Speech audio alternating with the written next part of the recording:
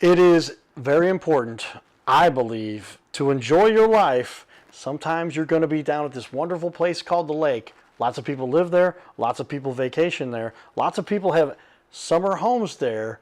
You need someone that you know that lives there that can help you manage it, operate it, and run it. Stay tuned for more, everybody.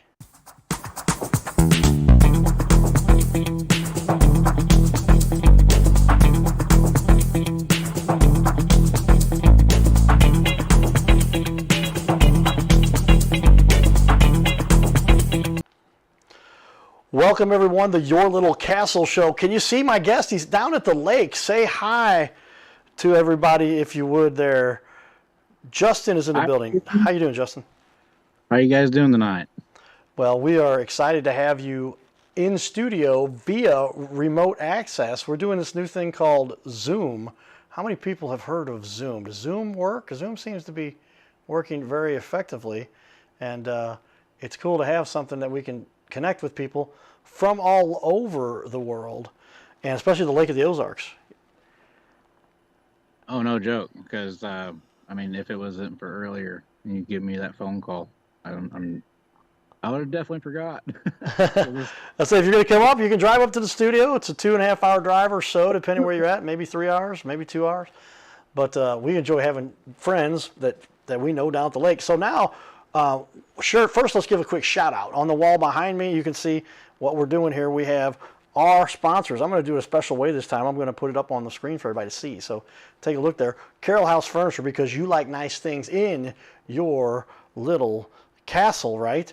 And that's where most people keep their, or at their castle down at the lake, or maybe they reside down at the lake, wherever you're at. Hey, my buddy Justin, Sitting Bull Wilbur, can help you. Got to give a shout out to My Metal Pro. If you are looking to find a way to invest in gold that is tracked, proven, certified, and has been giving an incredible rate of return. Look at the history of gold. I was shocked. I'm an investment guy. I like mutual funds. I like watching the S&P. And the problem you have is those things are very volatile. Gold has been like this forever. Every once in a while it goes like this, but then it goes back up. Gold is never worth zero. Our friends at My Metal Pro will hook you up. They are our sponsor of the show. My buddy Curtis is the #1 distributor in the country, in the company. But get more information, check that out. Go over to Gold Cowboy. We interviewed the CEO of the entire company. Curtis is their #1 rep. My Metal Pro is his company. That's Jason Arfman, you can see right there. And a lot of great information. Check out that interview. A lot to learn about gold and why it is such a proven and substantial way. And it has outperformed the S&P. If you look at some of the history of gold, especially since they used to use it to back the dollar.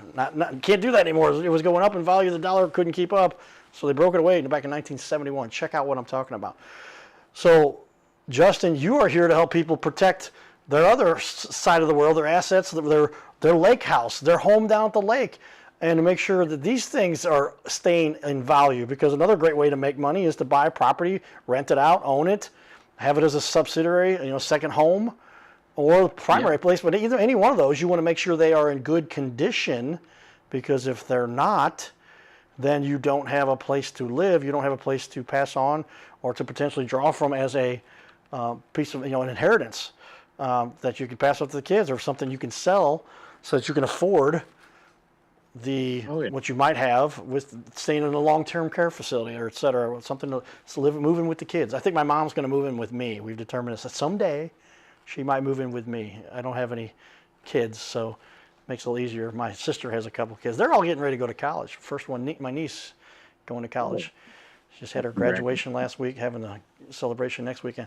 So tell me, Justin, what's it like being kind of the go-to guy down there at the wonderful Lake of the Ozarks? Well, I mean, some days it's more stressful than others, but it's just a matter of taking the situation and keep on running with it.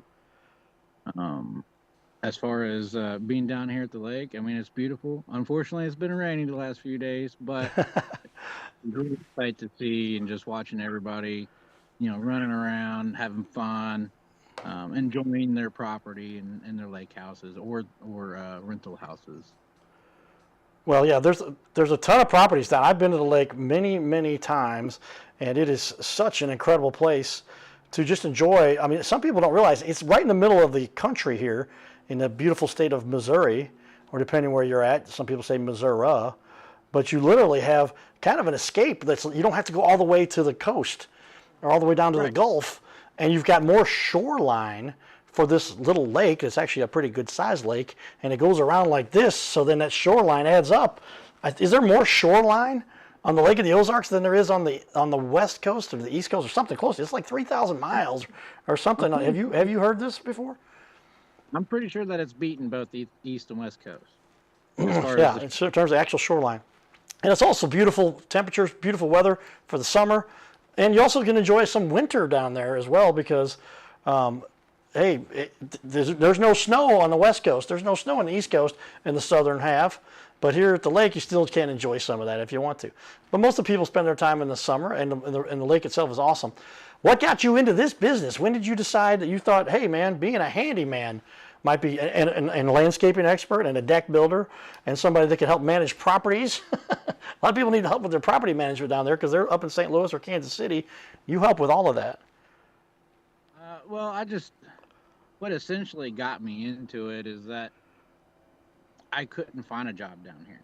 And I had made several applications and gone out and tried to do interviews and stuff like that. And then, after 3 or 4 months of getting no jobs or anything like that, I was just like, you know what? And in that course of time frame, I was having dreams. I was sleeping and having like license plates flash in my head, or just things that I was doing in that dream that later became a reality. Wow. So I literally just went with gut instinct. I got a little bit of information from a friend of mine, Mike Blair. That's who I originally with when I finally got enough money together to get my business license and my first deposit on insurance and stuff like that. So he really kind of helped me, get a cue into the area. And then after that, it's just me been running around like my head's cut off. Well, you do some good work there. We're going to share with everybody. Get yourself a nice little website going. That's up on the wall behind me. I'm going to show some of the work you've got there. And because look at some of these buildings you've worked on and some of the pieces you've worked on, and storage units, outhouses, pools, floors. I mean, lots of great looking work you've done there. But man, it is so critical. I have a property off tangent here. That it's my mom's, and my dad grew up there. My dad is up in heaven, and we decided we would turn it into an Airbnb. And finding a property manager, somebody that can fix the deck, fix the roof, fix the siding, chase out critters, change the sheets is something that we actually have them do. I said, we'll pay you like you're working on the deck, even though you're just changing sheets, just because we want to keep you happy. It's great to have a great resource down at a place like that. And that's not as much of a vacation spot. It's a nice place we own, little apartments that they're part of the property. But having a place at the lake, man, wow, you've got to have that place in order, ready to go, or vacation is no fun if you don't have somebody down there to keep it in order. Right. And I do plenty of VRBOs and Airbnbs. So the customer attentiveness and me having the jet just whenever, a tenant has moved out or whatever for the evening so the new one can come in.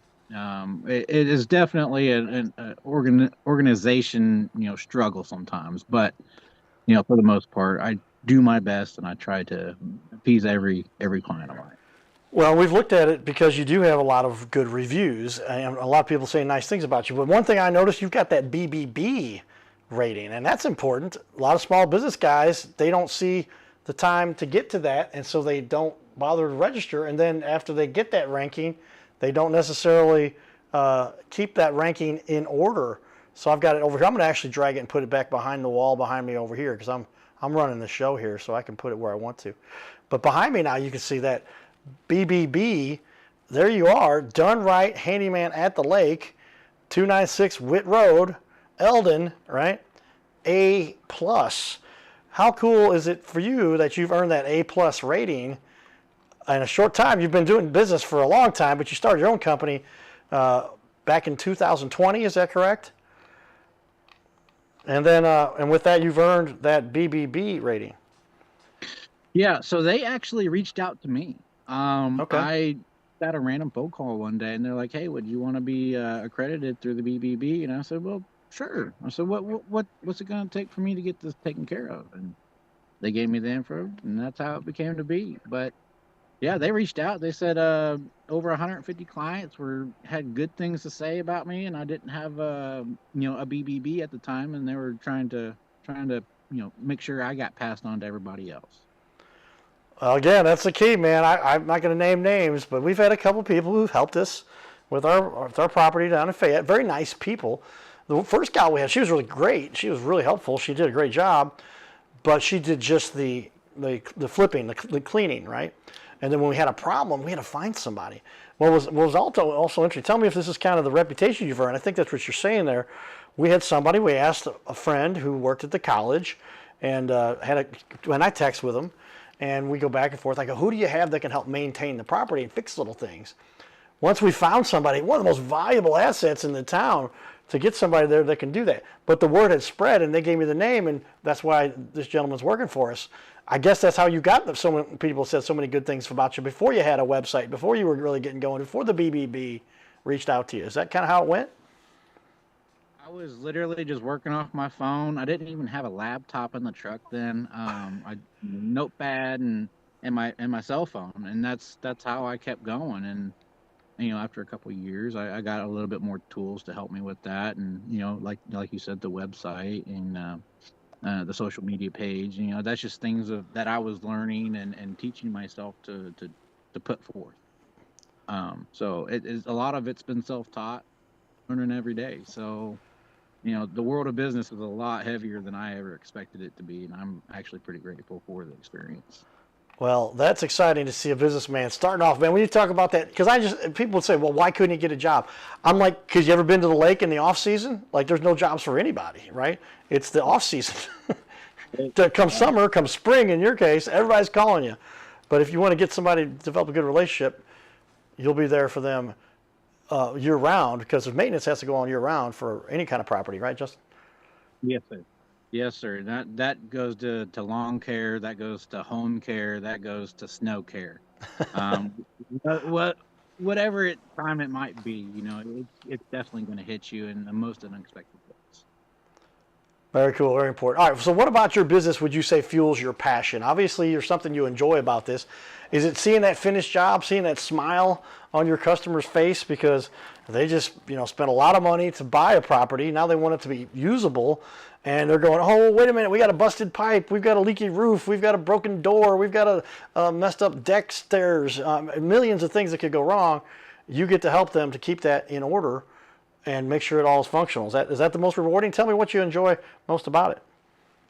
Oh, honestly, it's the fact that even if I don't get to see that smile from the customer's face, that later on it's still being used. It's still, there for them, whether it might be a deck or a patio or maybe it's a retaining wall, whatever the case may be. Now, and like I said, I've learned in the past, previous experiences and whatnot like that. So what drives me to keep going is actually more family related. Like if it wasn't for this business, I wouldn't be able to support. So it's more that my family drives me to keep going. I love the job. It's something new every day. I get to do so many different things. It's just a great experience. Well, very rewarding. I get into this overview with regard to business. I'm a business guy. I like crunching numbers. I like figuring out what people do to, contribute to our little planet here. So that's why we're highlighting those leaders in our community. And you've got kind of a unique niche there. I like that. There's Handyman. I just had Handyman in here earlier today. And he loved what we did here. He says, oh, yeah, I want a copy of that to put on his website. So we're making that available to him. But I guess my excitement is I've been to the Lake of the Ozarks, I don't know, 30, 40 times. We have a cabin in a different location around the world, not too far from St. Louis, but I still always wanted to go to the Lake of the Ozarks. That's where the fun was when we were young. It was the Party Cove, it was Topsider, it was Shooters, all those fun places. As we get older, it's just like we're just glad to have a cool place close to the water, get on the water, take a boat ride, pull up my buddy's boat. It's better to have a friend with a boat than to have a boat, right? I've been both, but literally those are the things you've got to consider. But I guess with the cost analysis is what I'm thinking of, and what I like to do. What somebody wants to do these things themselves. How do I analyze this? If somebody wants to do their own repair themselves, they've got to take a weekend off to go down to the lake to figure this out. Or worse, take off time during work hours to manage these things. And it's better to have, that's why I say, man, your resource is so valuable. How important do you think it is? And what do you think people would spend, to get some kind of these basic jobs done? That, a handyman, some of those jobs can be done by a guy who's pretty handy himself. But now it's beyond that. They've got to get to the resources to do it. That's why I have our handyman, his name's Jose in Fayette. And man, if I didn't have Jose, this whole thing wouldn't work. Oh yeah. Yeah, and it's always important to have those friends in faraway places where your stuff is at. Now, as far as like a cost analysis of some stuff, it really just depends on what the situation may be. If it's a complete gut and remodel, you're going to be wanting to stay at work and not come back down for the weekend kind of thing. Right. And, if it's, something small and minute as a fuel filter on a lawnmower or something, that could be taken care of while you're away. I stop by, put on a filter, and call it good. Yeah, tell me then, what are of the list of jobs, the tasks that you do? Does it up to and including doing a gutting of a room that maybe got water damage or just hadn't been renovated in 20 or 30 years? And so now they just say, man, this place needs to be just redone. But you will go all the way to tearing out the walls, putting up new wallboard, putting in new outlets, putting down new flooring, putting in new ceiling, putting in new bathroom, kitchens. You do all of that? Mm-hmm. Yes, sir. Tell me about that process, and I guess that's another coordination because a lot of times it's by remote, but you've got technology now. You take pictures, you give them updates along the way. Walk me through the process for somebody who does that kind of work with you. Well, most anybody, they're going to be there the first time around. So I'll generally do a walkthrough then, and I'll explain exactly, what's going to happen as far as, needing to get into that area to work. Let's just say a window, for example, if it hasn't been fixed or repaired and you can see there's definite signs of leaking. First off, number one, I know your sheetrock is bad. And then two, I know the insulation in and around it is also bad. And three, it just depends on how long it was leaking, whether or not the wood is bad as well. So it'd be a matter of, do I need to take the exterior siding off, or do I need to go in from the inside and just leave the exterior alone, that kind of thing. There's several different avenues and ways to do something of that nature. It really just depends on what the client wants to do at the time. And we'll go over the several different options, and I'll throw in like, hey, while we've got this, going on, I'll say, is there anything else that you want me to address? Do you want to update your floors or trim work? Because if you had the water damage, you're going to need those other items replaced. And I've heard a lot of terrible rumors around the lake about some of the contractors, not naming names or anybody like that, but I wanted to be the person that somebody could go to and keep calling, and that's going to keep answering. Yeah, I can only imagine. This is where the family enjoys their summertime with the kids. They're giving memories to these kids that they'll have for a lifetime. The last thing they want to deal with is like their vacation. It's literally like you don't want to go on a vacation and have to spend it sitting on the couch upstairs because the whole lower level had some mold that didn't get addressed, and you didn't bother to take the time to analyze that, and you thought it was just one little place where the wood had kind of decayed. But as you tear that off, then you start to dig in, and you're going, hey guys, it's quite a bit more work we got to do here. This isn't as simple as we thought it is. Mold becomes an issue. I guess for a lot of the places that are close to the water, is mold more prevalent, less prevalent? Does mold get in no matter where you are? Because I've seen mold grow in places that you can't imagine. I've heard that mold spores are in the water, or they very quickly attach. How do they get in there, and why does mold become such an issue, especially around lake houses? Well, I mean, mold is any and everywhere. You can get it in the freezing cold temps. You can get it down in the hot Bermuda Triangle if you really went that far. But, it's just a matter of, okay, if it's leaking and it's not drying up, that means you have a consistent leak. And if it's able to hold, like if you're running the heater, the AC, it's going to be able to hold within your four walls of your home, your business, whatever it might be. It'll hold and literally isolate, basically, and it doesn't like spread like bugs do. You know what I mean?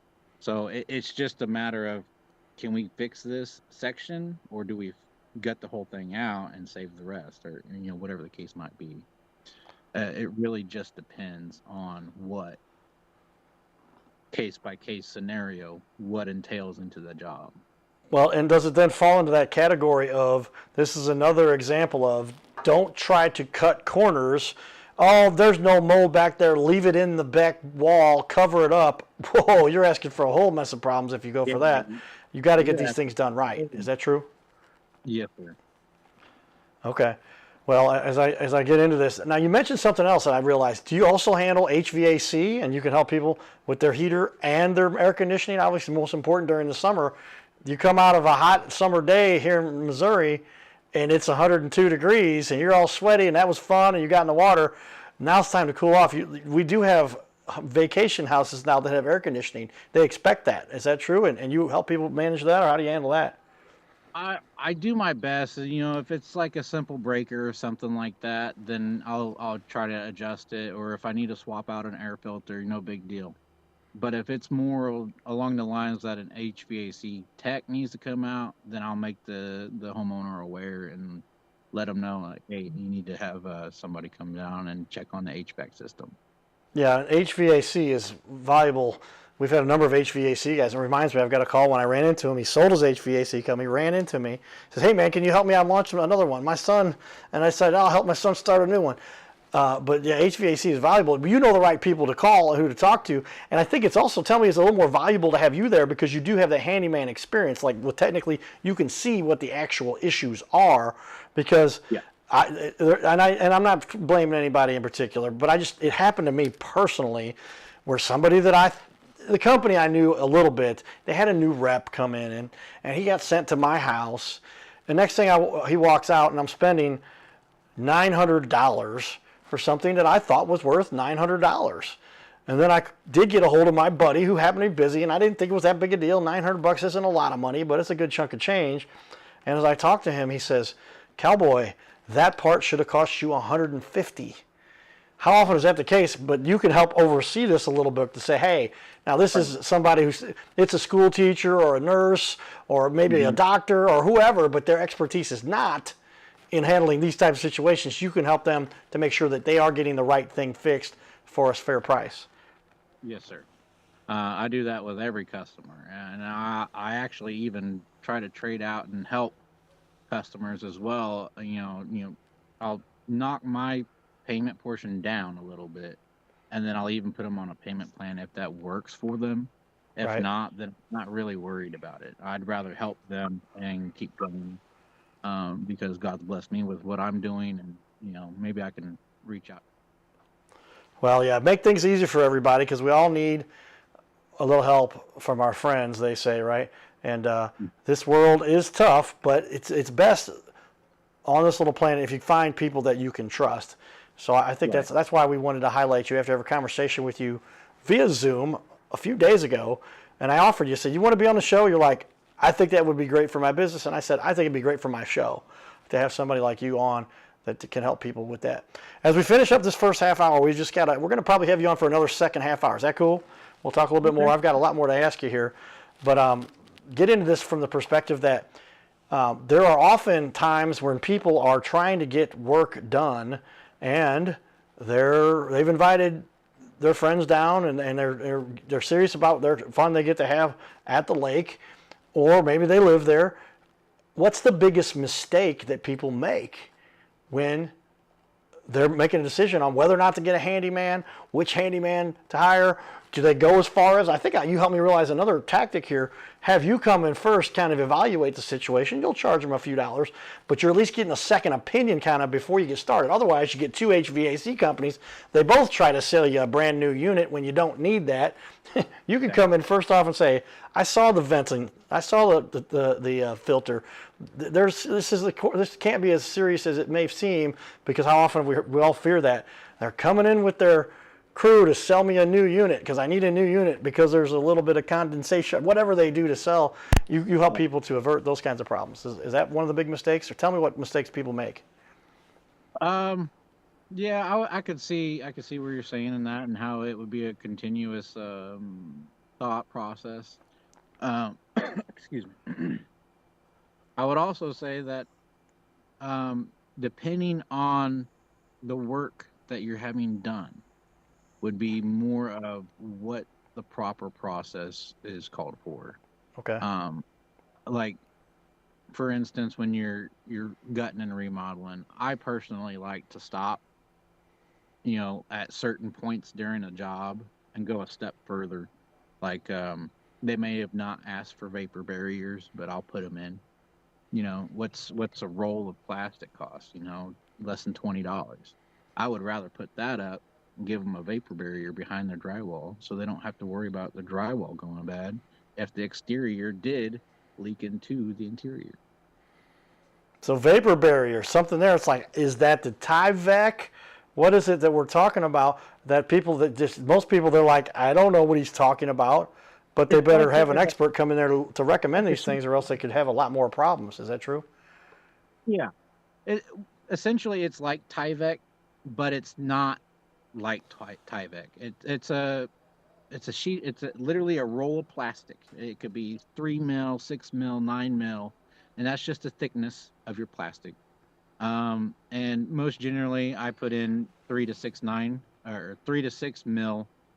on vapor barriers, and that goes in between your stud and your drywall, over top of your insulation.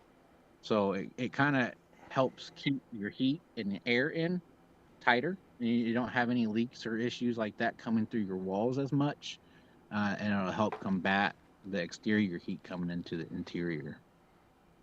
Okay, yeah, these are a lot of things that if you're not an expert, you've got to find somebody you can trust.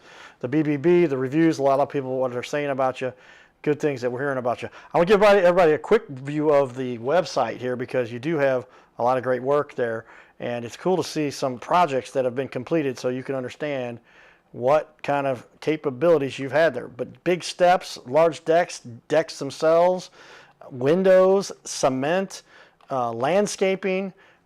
Wow, this looks like maybe there's a bathroom, shower, kitchen, hallways. All of this kind of stuff is available. Some marble-looking finishings, and even some commercial stuff you've done there for, is that a restaurant, or that's a restaurant or something you got going on there? The railings photo with the truck in the background, that is actually Chipotle's up in... Okay.